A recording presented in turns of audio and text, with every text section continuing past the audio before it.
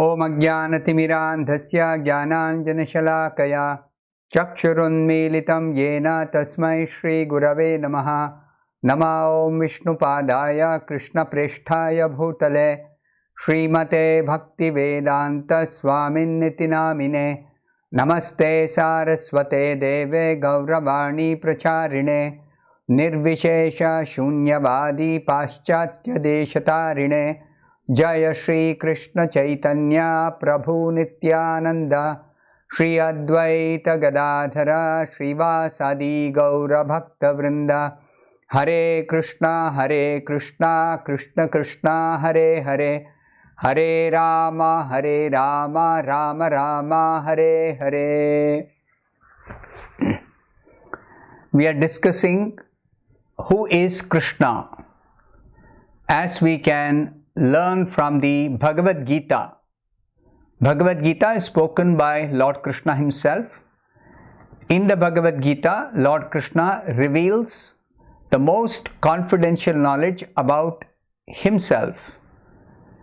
Among all the different branches of knowledge, the branch of knowledge dealing specifically with spiritual subject matter is called Brahma Vidya or Atma Vidya. This Brahma Vidya is considered the confidential part of the Vedic literature. Now, in Brahma Vidya, there is the knowledge about the soul and also knowledge about the Supreme Soul. So, knowledge about the soul is confidential. Knowledge about the Supreme Soul is more confidential. Knowledge about the Supreme Soul as the Supreme Personality of Godhead is the most confidential. So Krishna has revealed in the Bhagavad Gita the confidential knowledge, the more confidential knowledge, and the most confidential knowledge. Among the 18 chapters of the Bhagavad Gita, Krishna has revealed this more confidential knowledge, the confidential knowledge in the first 6 chapters. In the first 6 chapters, Krishna explains about the soul, the individual soul, the living being. And he also explains the living being as spiritual by nature, spirit soul, tiny spirit soul, part and parcel of this super soul, Paramatma, and the method by which the soul can be elevated to self-realization by different types of yoga. This is revealed in the first 6 chapters of the Bhagavad Gita.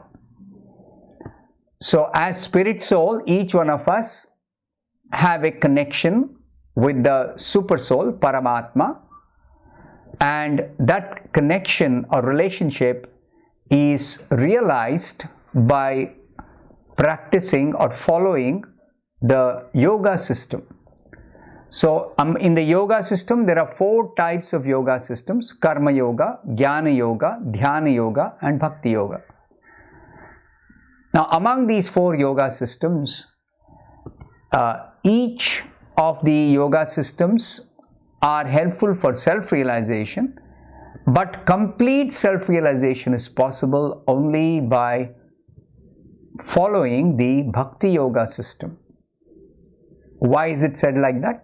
Because in the Bhakti Yoga system, the absolute truth is revealed as the Supreme Personality of Godhead, as the Supreme Personality of Godhead, who is the ultimate source of everything.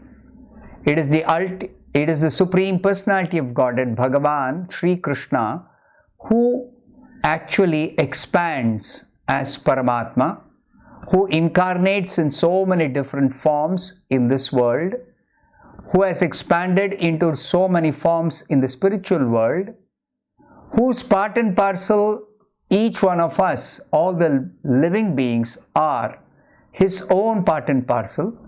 All these are actually explained by Krishna in the Bhagavad Gita. So, only by bhakti or bhakti yoga practice can we actually attain complete and perfect knowledge about the absolute truth. In the beginning of the 7th chapter, Krishna tells Arjuna that now I shall speak to you this knowledge, complete knowledge, by which there will remain nothing further to be known. Asamshayam samagram. The knowledge Krishna is revealing in the 7th chapter, beginning from the 7th chapter, is the most confidential, topmost knowledge about himself as the personality of Godhead. In this 7th chapter, we were discussing that in the 7th verse of the 7th chapter, Krishna says, Matta parataram nanyat kinchidasti dhananjaya. There is no truth superior to me. That's what Krishna tells Arjuna. And everything rests upon Krishna. Mai sarvamidam protam. Everything rests upon Krishna. Just as sutre manigana iva. Just as pearls are strung on a thread. So, different pastimes of Krishna reveal his position as the ultimate source of everything, reveal Krishna as the ultimate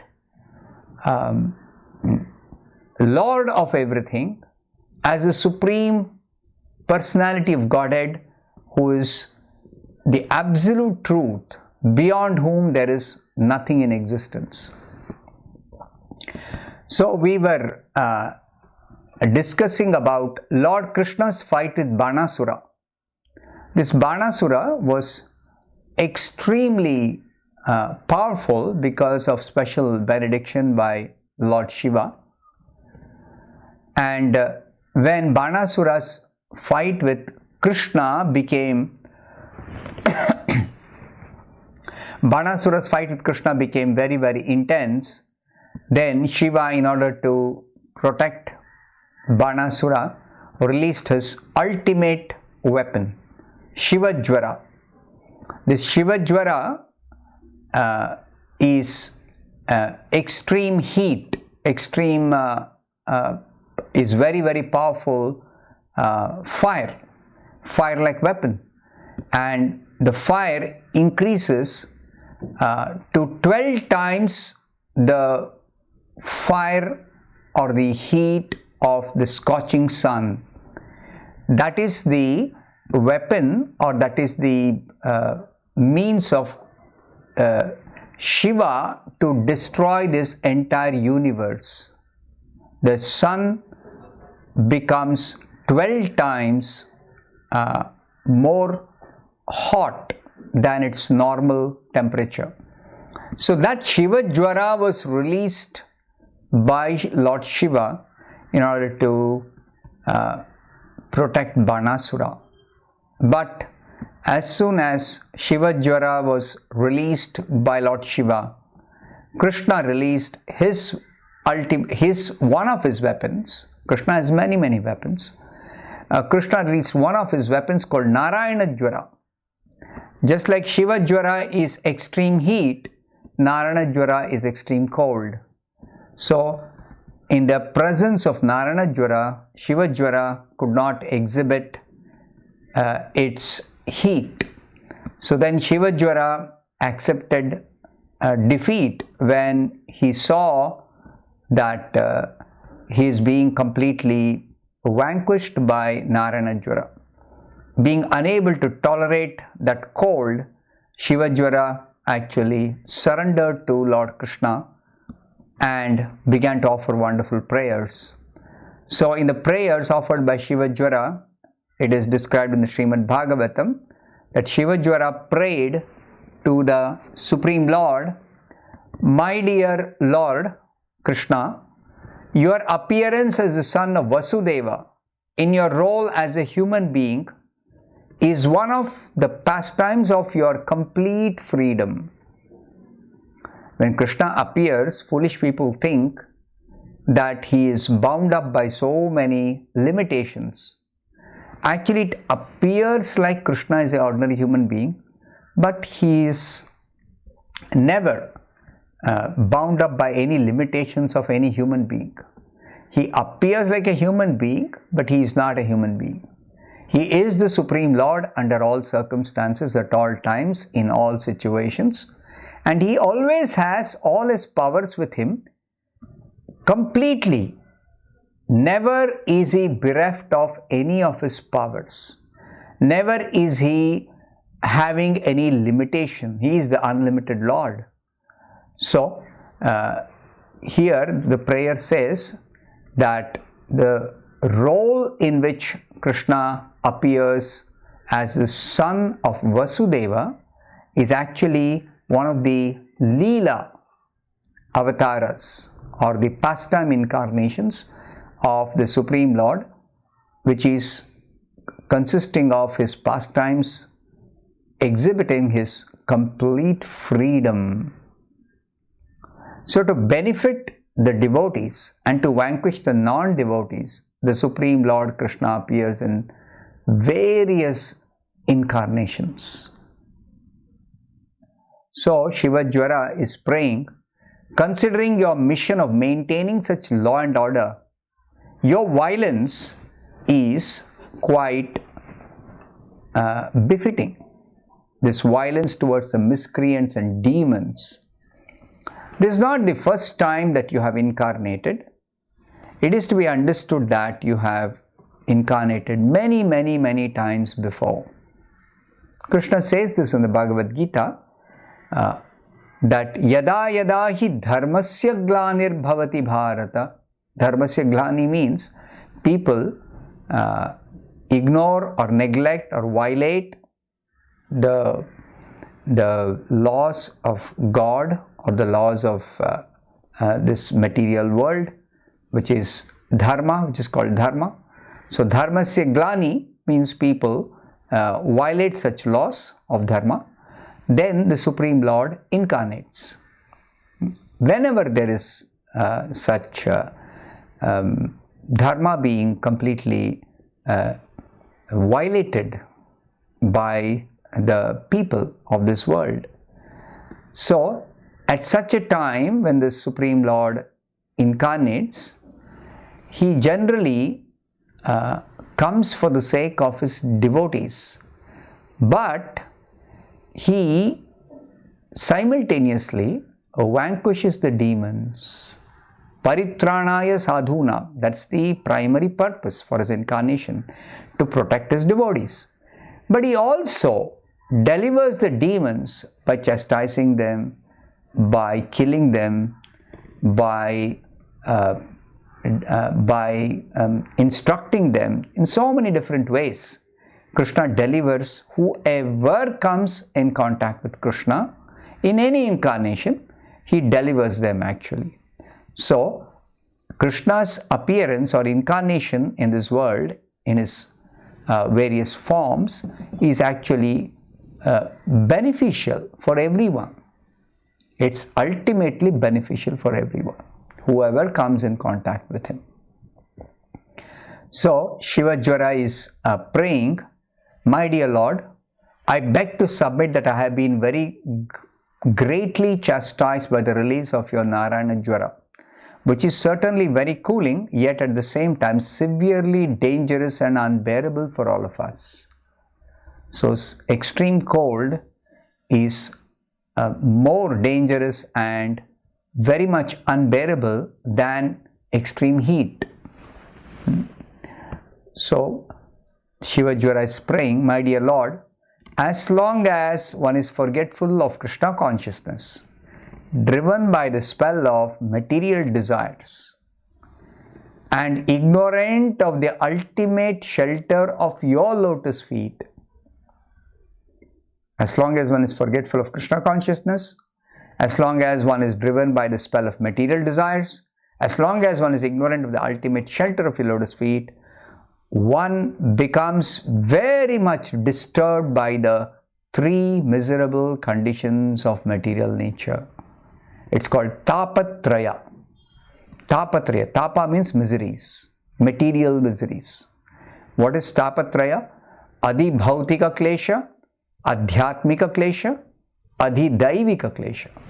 Three kinds of miseries. Adi bhautika klesha is miseries due to the different living beings, other living beings. There are varieties of living beings who simply for the sake of their own subsistence, or when they sense some danger, they try to defend themselves, and that becomes a cause for suffering, especially for the human beings, especially. And in general, there is always a struggle for existence, and therefore sometimes there is disturbance due to these other creatures. Just like human beings on the earth are disturbed by mosquitoes, rats, snakes, some wild animals, like this, by enemies, envious people. All kinds of disturbances are always there. Potentially, this place is a place filled with misery. This material existence is a place filled with misery. So there are miseries due to other living beings. Then adhibhautika klesha. Then there is adhyatmika klesha, miseries due to one's own body and mind. Even our own body is not always fit, is not always healthy, is not always giving us pleasure. Sometimes there is so much pain due to the body becoming diseased, due to the body becoming fatigued, due to the body becoming injured, or due to some malfunction of some organ, or some organ is not working properly, some cause within the body, or sometimes the mind can give so much of trouble to us. When the mind is filled with anxiety, when the mind is filled with fear, when the mind is filled with some kind of insult, when it's affected by insult, when somebody insults us or speaks very harsh words. So we are disturbed because of the mind being affected. We are very much troubled by this body, adhyatmika klesha. We are ultimately also very much disturbed by adi daivika klesha. Adi daivika klesha is miseries due to forces of nature beyond our control. Excessive heat, excessive cold, excessive rain, excessive wind, shita, atapa, bata, barishana, edina, jamini, jagire. One Vaishnava poet has expressed in very simple words that we are always harassed and disturbed in this world by four things. Shita, excessive cold. Atapa, too much of heat. Vata, too much of wind. And varishana, too much of rain. So one or the other, some disturbance is always there. Like we keep hearing about cyclone, about tornado, about some too much rain, or too much of heat, or too much of wind, or too much of cold. So like this we are always disturbed. Earthquakes, tsunamis, or even epidemic diseases. This is also one of the nature's way of actually punishing us, and the suffering that is inflicted because of our violating the natural laws. Sometimes out of ignorance, sometimes out of carelessness, sometimes out of trying to lord over material nature, sometimes trying to enjoy in a unrestricted way. So many different reasons we are put into so many dangerous conditions. So this material world is not a suitable place for anyone who is simply forgetful of the Supreme Lord, who is driven by the spell of material desires, who is ignorant of the ultimate shelter which is always available at Krishna's lotus feet. For Krishna, everyone is his part and parcel. Though somebody may behave inimically towards Krishna, somebody may consider Krishna as their enemy, somebody may misunderstand Krishna's position, somebody may try to compete with Krishna, somebody may be envious of Krishna. In any case, Krishna does not have any ill feeling towards anybody. That also he clarifies in the Bhagavad Gita. Suhridam sarva bhutanam. He is actually the topmost well-wisher of every living being, for the simple reason that every living being is his part and parcel. Even though somebody may be a demon, somebody may be a envious person, somebody may be a foolish person, somebody may criticize Krishna, somebody may deride him. It doesn't matter. The position of the living being is always a very, very tiny part of Krishna. So Krishna never rejects anybody. Krishna never. In fact, the whole material creation is a chance for giving the conditioned souls, the living beings who are forgetful of him, giving them a chance to for them to revive their memory about Krishna. The memory of Krishna is there in the heart. Krishna is not a new person for anyone. It is just that we have to revive the memory, especially by this process of Bhakti Yoga. So Bhakti Yoga directly aims at taking shelter of Krishna's lotus feet. This is Bhakti Yoga. Throughout the system of Bhakti, it always is aimed at understanding I am a tiny, insignificant part of the Supreme Lord Krishna, who is my topmost well-wisher, who is always eternally my well-wisher. So simply I have to surrender. Just like this Shiva-jvara is now surrendering to Krishna, and Krishna has accepted him. He tried to do so much of harm, so much of fighting, so much of disturbance, but Krishna does not become disturbed. Krishna is unaffected, and Krishna is always ready to give shelter to anyone who is willing to surrender. Krishna is ready. So therefore, Shiva-jvara is actually praying to the Lord that if one is forgetful of Krishna, then one's position is simply to suffer. But one who surrenders to Krishna, immediately that person's suffering comes to an end. If somebody does not surrender, he continues to suffer perpetually. And if somebody surrenders, immediately all miseries are finished. Immediately. So after hearing the Shiva-jvara offer these prayers, Krishna replied, O three-headed one, I am pleased with your statement. Be assured that there will be no more suffering for you from the Narayana-jvara. Now, not only you are free from the fear of Narayana-jvara, but anyone in the future who simply recollects this fight between you and the Narayana-jvara will also be freed from all kinds of fear. Now, Krishna's pastimes are so wonderful that anybody who participates in Krishna's pastimes does become free from all kinds of fear. Even those who hear a description of Krishna's pastimes, especially as it is revealed in the Srimad-Bhagavatam as spoken by Shukadev Goswami to Parikshit Maharaj, as recorded by Vyasadeva, anybody who hears these pastimes of Krishna, they become completely freed from all kinds of fear. This is the process of bhakti. Simply by hearing Krishna Katha, detailed descriptions of Krishna's Leela, Krishna's pastimes, one can become completely fearless.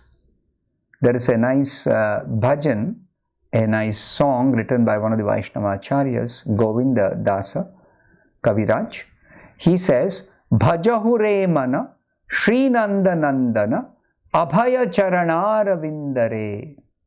He says that, my dear mind, kindly take shelter of the lotus feet of Nanda Nandana, the beloved son of Nanda Maharaj, that is Krishna. Take shelter of Krishna's lotus feet. Why? Because Abhaya Charanara Vindare. It is, Krishna's lotus feet is the assurance of all kinds of, it is freedom from all kinds of fear. It ensures fearlessness. It awards fearlessness simply by taking shelter of Krishna's lotus feet. We can become fearless in this world. We can become completely fearless. As we can understand, there is no truth higher than Krishna. There is no one greater than Krishna. There is no one more powerful than Krishna. So, a wise person, an intelligent person, understanding this truth about Krishna, understanding this reality, ultimate reality, simply has to surrender to Krishna's lotus feet and accept his shelter to get complete protection in all respects. So after hearing the Supreme Personality of Godhead, the Shiva-jvara offered respectful obeisances at the lotus feet of Lord Krishna and immediately left that place and went away. Now in the meantime, Banasura, who had fled from the battlefield when he could not tolerate Krishna's shower of arrows, then he somehow or other recovered and with rejuvenated energy returned to fight with Lord Krishna. This time Banasura appeared with different kinds of weapons in his 1,000 hands. So Banasura used different weapons. Like a torrent of rain, Krishna's body was attacked by so many different weapons of Banasura, because he had 1,000 hands. So 500 pairs of hands. So 500 pairs of hands, he was having 500 different weapons, and he was trying to use those weapons against Krishna. Krishna took his Sudarshana Chakra and cut off the demons' 1,000 arms, one after another. Krishna did not even care to counteract the different weapons. He simply cut off the arms. Once the arms are cut off, the weapons themselves become completely useless. They just fall down on the ground. So just like it is described, a gardener trims the twigs of a tree with sharp cutters. Same way, Krishna's Sudarshan Chakra, in a moment, in a split fraction of a second, cut off Banasura's arms one after another. Krishna left only 4 arms of Banasura. And when Shiva saw Banasura could not be saved even in his presence, and his ultimate weapon, Shiva-jvara, was ineffective, then Shiva came to his senses and personally came before Lord Krishna and tried to pacify Lord Krishna by offering prayers. So Lord Shiva's prayers are also recorded in the Bhagavatam. Shiva prayed to Krishna, "My dear Lord, you are the worshipable object of all the Vedic hymns." This is a very important point to be noted, that all Vedic hymns ultimately are aimed at glorifying the supreme absolute truth, personality of Godhead, Krishna. Even though there are some Vedic mantras offered to glorify some, offer some prayers to some devatas, But who are these devatas? All the devatas are different limbs of the universal form of the Supreme Lord Krishna. So they are all different parts of Krishna only. Ultimately, the identity of the Absolute Truth is Krishna himself, the personality of Krishna. So Krishna's personality is not easy to understand. Krishna's personality, on the one hand, Krishna as the Supreme Person, the individual Supreme Person, as the Supreme Master, Supreme Controller, Supreme Enjoyer, Supreme Soul, he has his individuality and his independence. At the same time, Krishna is also encompassing every living being who are his parts and parcels. So, in that way, Krishna in his universal form is complete with all the parts and parcels in this entire creation, in existence. So, all the living beings are part of Krishna, but that does not mean we are all Krishna. No, we are part of Krishna, but Krishna has his independent personality separate from each one of us. So we have our individuality, which is very, very, very, very insignificant and tiny. Krishna has his individuality, which is a greatest personality, ultimately powerful personality, unlimitedly powerful personality, independent personality. So therefore, when Lord Shiva says that in all the Vedic mantras, it is Krishna only who is the worshipable object. One who does not know you, that means one who does not know Krishna, considers the impersonal Brahma Jyoti to be the ultimate supreme absolute truth. You see, there is the impersonal Brahma Jyoti, which is the effulgence of Krishna's transcendental form. Now, somebody who does not know this, they consider the impersonal Brahma Jyoti to be the ultimate supreme absolute truth. Now, they do not know that behind this spiritual effulgence is Krishna's eternal form. My dear Lord, Shiva is praying, you are therefore called Parabrahman. Indeed, the words Param Brahma have been used in the Bhagavad Gita to identify you. In the Bhagavad Gita, it is clearly said by Arjuna when he prays to Krishna after seeing the universal form. Param Brahma, Param Dhama, Pavitram, Paramam Bhavan, Purusham, Shashwatam, Divyam, Adi Devam, Ajam Vibhum. So, Param Brahma is Krishna. We are all Brahman, but Krishna is Parabrahman. We are all Atma, but Krishna is Paramatma. So, like that, there are definite verses or definite mantras which establish Krishna's supreme personality, supreme identity, greatest personality among all different persons. Then further, Lord Shiva prays to Krishna, saintly persons who have completely cleansed their heart of all material contamination can realize your transcendental form. Krishna's transcendental form is generally unknown, is unseen.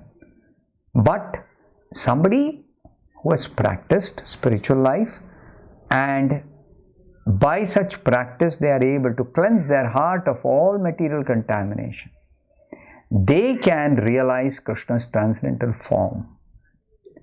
And Krishna is unaffected by anything material. We should always remember, when Krishna appears in this world, he is still aloof from everything material. So whatever activities he performs are completely transcendental to every material situation. So these pastimes are simply meant for protecting his devotees, for attracting the conditioned souls to actually return to Krishna in his abode. Krishna wants us to go back to Him, where we belong, in the spiritual world. We are not meant to be here. But who will surrender to Krishna? Who will actually understand Krishna? Who will realize Krishna? It is only the devotees. Devotees means anybody who takes to the practice of bhakti. It's open for everyone. Bhakti is open for everyone. Bhakti is not difficult. Bhakti is very, very easy as compared to other yoga systems. Bhakti is very easy. Only thing is, bhakti requires submissive attitude. Bhakti requires surrender. Generally, people in this world are not inclined to surrender. They are not inclined to become submissive because they have a false conception of their own lordship. Everyone wants to be the Lord. Nobody wants to be submissive. Nobody wants to surrender. So this attitude of lording over, even though our position is always we are subordinate to the material nature. We are always subordinate to Maya, the material energy, the illusory energy. So, but still, foolishly we may think, I am very powerful, or I can become powerful, or I can become God.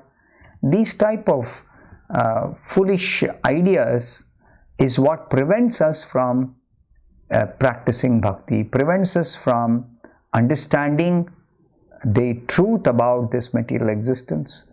So therefore, all these scriptural directions or instructions or pastimes mentioned in the scriptures are meant to enlighten us, are meant to wake us up to the reality, are meant to pull us out of the illusion that we are in. We can easily come out of this illusion if we, in the cool head, we consider what are all the descriptions in the scriptures about the reality, about Supreme Lord, about ourselves, everything. Just like these statements by the devotees, the statements by the great devatas, the statements in the scriptures by great saintly persons, everything is consistent in explaining to us, in helping us understand who or what is the ultimate reality. Just like Shiva is now declaring, after he tried his ultimate weapon to actually try to vanquish Krishna, to defeat Krishna, then when Krishna released Shiva-jvara, then Shiva could understand what is the value of my most powerful weapon in front of Krishna. Krishna can release any number of weapons. Any number of weapons. He has unlimited weapons. Ultimately, Shiva's weapons, however powerful they may be, are ultimately limited. Because we should always remember, all devatas are powerful by limitation. Everyone other than Krishna is always limited. Only Krishna is unlimited. This we should not forget. Therefore, Shiva's prayers are very, very instructive for us. So I will stop here. We'll continue this description tomorrow. I'll take a few questions. One of the questions is, how can one take Brahmacharya in the most perfect way, and what norms and rules should be followed in Brahmacharya? Brahmachari is the student life, the first stage in the duration of the human life. Human life, ideally, 100 years should be divided into 4 parts, 25, 25, 25, 25. So first 25 years, it is advised in the scriptures, one should practice strict celibacy. Brahmachari means a celibate student, and one should learn the scriptures. One should learn whatever is necessary for one's livelihood, and also one should learn about the scriptures, about the truth about the self, truth about God. the spiritual reality. So Brahmacharya ashram, it's called ashram. Ashram means spiritual shelter.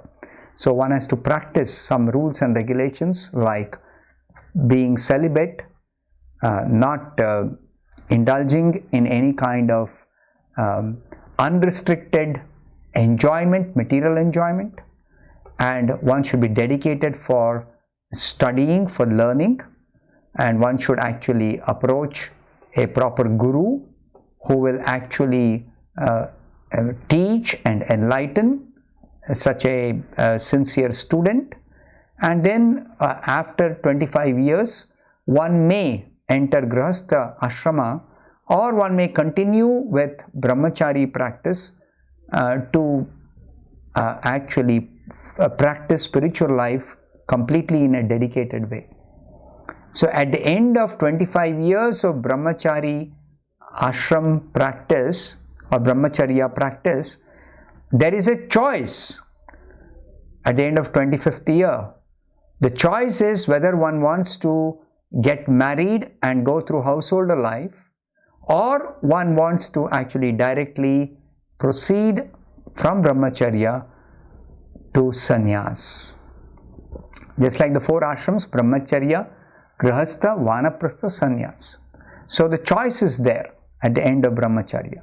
So the Brahmacharya ashram rules are given in the standard scriptures, in the Bhagavad Gita, in the Bhagavatam. The Brahmachari rules are given, and if one basically one has to actually concentrate one's mind on studying, learning, and one should particularly cultivate spiritual knowledge. That is very, very important. So I'll stop here. Thank you very much. Hare Krishna.